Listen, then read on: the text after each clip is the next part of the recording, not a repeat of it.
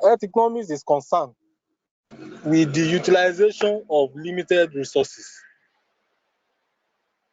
in brackets, human financial, that is human resources. There is a mistake there. After woman, there should be a comma, then financial resources, etc. To cover all the treatment and intervention that improve the health of a society. That is, health economics is majorly concerned with the utilization of limited resources. Our resources is limited globally, not only in developing countries, even in advanced countries. We have limited resources, not to the health sector alone, even to education, agriculture, even in the education.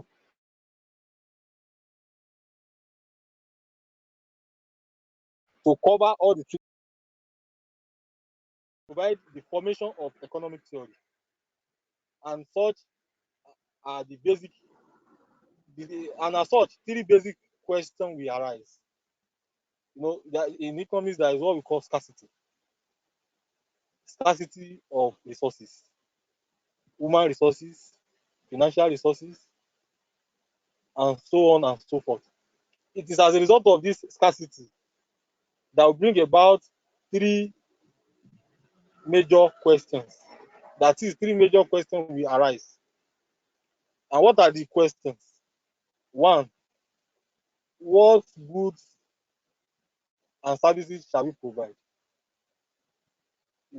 In the health care services, we have different departments. We have some doctors, they are gynecologists. We have some, they are pediatrics. So, and individual, and we also have some nurses that they are anesthetic nurse. Some are specialists in plastic and bone, and so on and so forth. So, each of these area of specialization requires, we tell us at the end of the day the exact services to be rendered. What goods and services shall we provide? Number 2, how shall we provide them? Number 3, who shall receive them? So these are some of the questions that will arise when you are relating with scarcity of resources as regards to health economics. So these are very salient points that we need to put into consideration. Then we have health economics addresses these questions from the perspective of efficiency, maximizing the benefits from available resources. Because it is as a result of the study of health economics that will enable us to actually maximize the benefits of the available resources. There are some instances whereby someone that is even spending uh, like a million on a project maybe maximizing that resources more than somebody that is spending 20 or 30 million on the same similar project. So in the health sector, health economics, or let me say in the public health settings, health economics addresses these questions from the perspective of efficiency, maximizing the benefit from the available resources. Equity concerns are also put into consideration. However, due to the contested nature of this area and the difficulties in qualifying equity dimension, this area has not been majorly focused by health economists. Healthcare has always been an economic activity. People invest time and resources in it and trade for it with each other. That is, healthcare in this context is now being likened to a goods and services. Like I may say, okay, I'm going to the market, I want to go and buy yam, I want to go and buy rice, I want to go and buy beans. So you can also wake up one day, I'm going to the clinic, I'm going to the hospital, I want to go and see my dentist, I want to go and see my optician. So it has become an economic activity. So so being it, people invest in it. They invest their time, their resources, and a lot of other things, and they trade for it with each other. It has become a buying and selling program. It is time these available to economic analysis understand demand for it, its supply, its price, and their relationship. Health economics deal with both health and healthcare as a good or services that is manufactured or produced. All production requires the use of resources such as raw materials and labor. We all in the secondary school day economics, we all learn factors of production. So it is in the same vein in health economics, all the production requires the use of resources such as raw material and labor. We can regard production as a process by which these resources are transformed into goods, that is, goods and services. The inputs to this production process is resources such as personnel, equipment, and buildings, land, and raw materials. We're talking the inputs to this production process is resources such as personnel. Mean in public health setting, we have a team, say medical team, from the doctor to the pharmacist,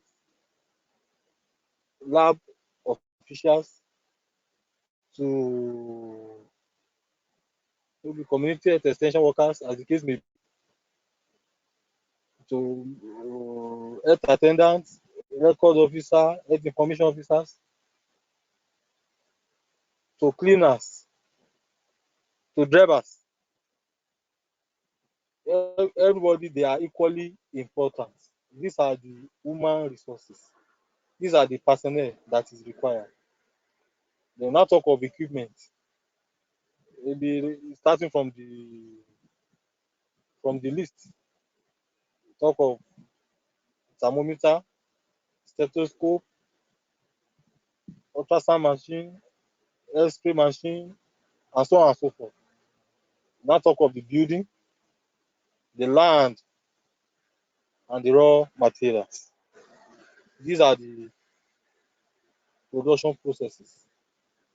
These are the resources that are required in the production process. The output of a process using healthcare input, such as healthcare professionals, therapeutic, materials, and clinic, will be an amount of healthcare of a given quality that is provided. How inputs are converted to output may be affected by other mediating factors. For instance, the environment in which production is taking place, such as the weather, such the weather at the hospital is publicly owned or it is owned by a private individual. Since resources are known to be limited in quality, but there is no bounds on the quality of output desired. Since the resources are known to be limited, I said it earlier on, there are limited resources, but there's no bound on the quality of output desired. That is, uh, in most cases, you cannot say because of limited resources that you will now compromise the quality of your services. It's never done in the public health setting.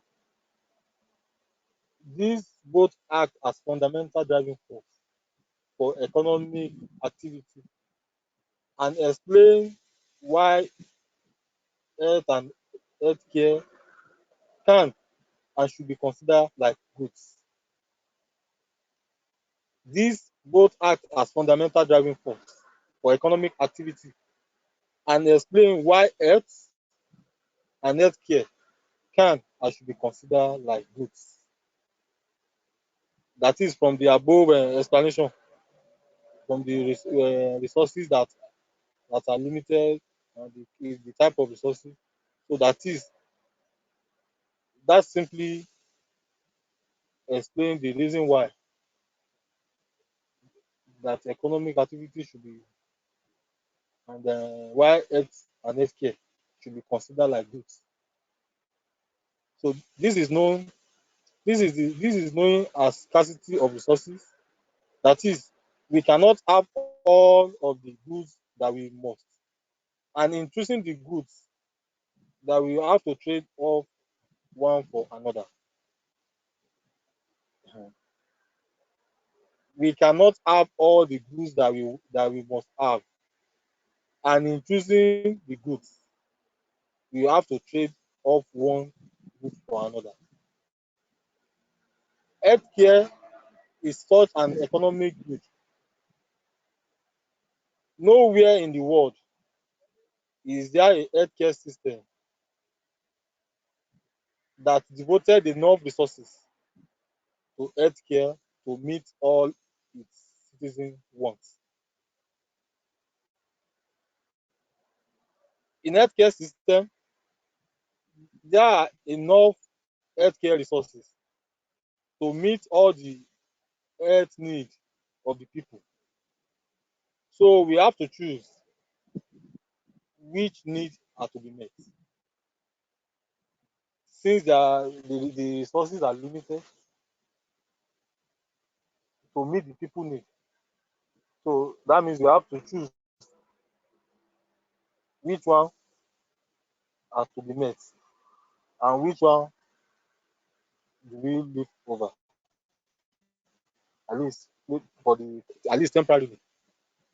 Producing any economic good or services means that the scarce resources that are used to create it cannot be used to produce other goods or services. If those goods or services had been produced, they will have generated benefit to those who consumed them. The true cost of producing a good or services is therefore the benefits that are forgone by not producing other goods and services. That is alternative forgone. It is the loss of the opportunity to create benefits by using resources in a different way. The opportunity cost of using resources in a particular way is the benefit that will have resulted from their best alternative use. That is the opportunity cost of using a resources in a particular way is the benefit that will have resulted from their best alternative use. It should be noted that opportunity cost and financial cost are ways of thinking about cost. These are the two ways. That is opportunity cost and financial cost are the two ways of thinking about cost. Then let's go to demand for healthcare. Demand for healthcare is not usually demanded because it is pleasurable. That is, you don't demand for healthcare because you want to attain certain pleasure from it. No, you demand for healthcare to improve health. It is only a sick person that normally visits a clinic or hospital. You don't just say, I want to go and enjoy myself in the clinic. It is never done. So healthcare is not usually demanded because it is pleasurable. In fact, it may be unpleasant. Yes, it may be unpleasant at times. It is demanded mainly to improve health. If healthcare is only demanded to improve health, is then a demand for health improvement. That is, if healthcare is only being demanded only when we need to improve our health, if that is the situation, definitely there is a demand, there will be a demand for the improvement of that health system itself. So these are two different things entirely. If healthcare is only demanded to improve health, for instance now, assuming you want to go to maybe you want to go to a joint to socialize with your friend, even you may decide not to demand any improvement in the services of such of a clubhouse or whatever. But when it comes to health, we are always very serious about it. And we always give it all the attention that is required. So we always want the best. So quality can never be compromised when we are talking of health system. So if healthcare is only demanded to improve health, then there is going to be a demand for health improvement. Health can be regarded as good, in fact, a fundamental commodity that is essential to people's well-being, leading to a demand for improvement in it. You see, that's what I'm saying the other time. Health can be regarded as a good and services. In fact, a fundamental commodity that is essential to people's well-being, leading to a demand for improvement in it. That is its improvement. Health can be manufactured. It is wanted and people are willing to pay for improvement in it. It is scarce relative to people's wants for it. Health or the need for healthcare, neither of which can be provided in a conventional market. That is, health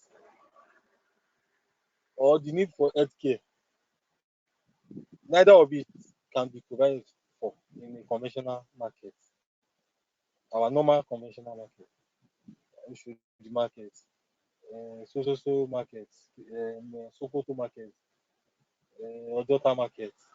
So that's not the normal that's normal conventional market. So our health and healthcare services cannot be provided in such a conventional market. So we are now talking about healthcare market. Healthcare market is an aggregation and integration of sectors within economic system that provide goods and services to treat patients with preventive, curative, palliative care, and rehabilitation. That is, healthcare market is an aggregate and integration of sectors within the economic system that actually provide good services to treat patients with preventive medicine. That is, normally say prevention is better than cure. But if you cannot prevent, you cure. And also have the palliative care and the rehabilitation care as well. Price measure. This is referred to the system where the forces of demand and supply determine the price of commodity and changes theorem. It is the buyers and sellers who actually determine the price of the commodity. That is, the buyer and seller, they are both parties that will determine the price of a particular commodity. Demand for healthcare is virtually unlimited. Yes, it's unlimited, but its supply, such as drugs, medical devices, and staff, time, is limited. It's finite. Health is seen as basic human rights. There are some most of the government of the world, we normally have free healthcare services, if not totally free. Like for instance, in the former president of US, he has a program as Obamacare, and we have so many other healthcare programs all over the world. We have a NHIS, OHIS, and so many and so forth. So health is seen as basic human rights. That is, everybody has a right to quality health services. Likewise, education. While health is a good, it cannot be traded. Improvement in health cannot be directly purchased. No matter how many resources devoted or committed to healthcare system and how productive these resources are, the supply of healthcare will still be coming and demand will continue to grow.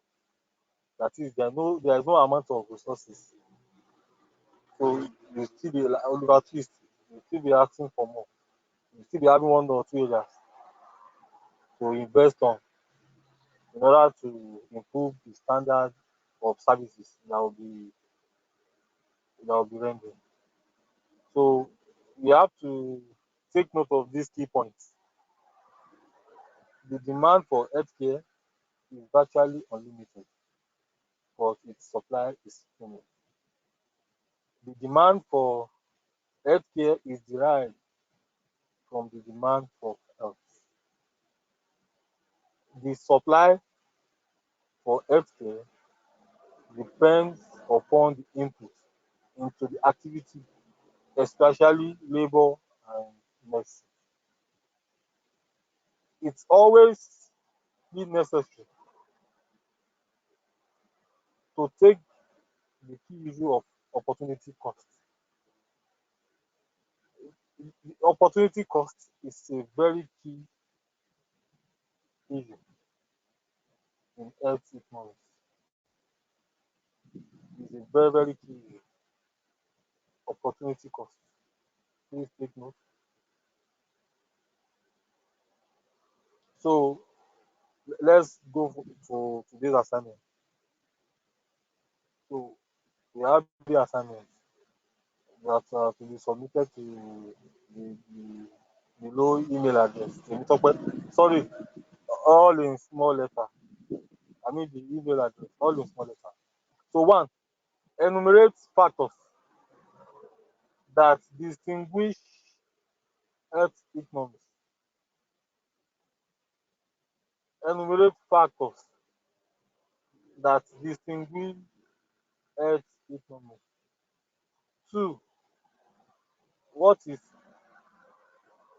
economic evaluation? What is economic evaluation? Three, explain disparity in health or healthcare that are systemic and avoidable. explain the disparity in health or healthcare that are systemic and avoidable. So these are the three assignments. So please submit to the below email address before the next lecture.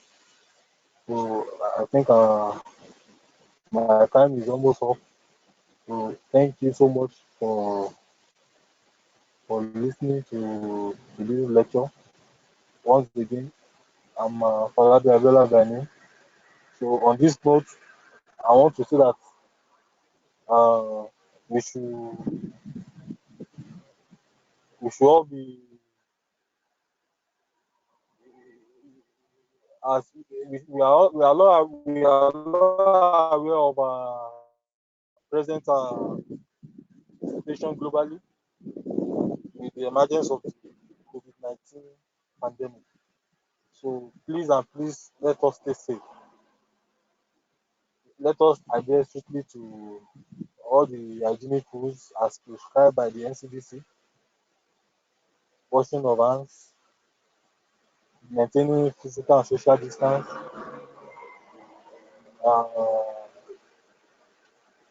use of face mask or nose mask, and if you must go out at all, make sure it is only when necessary.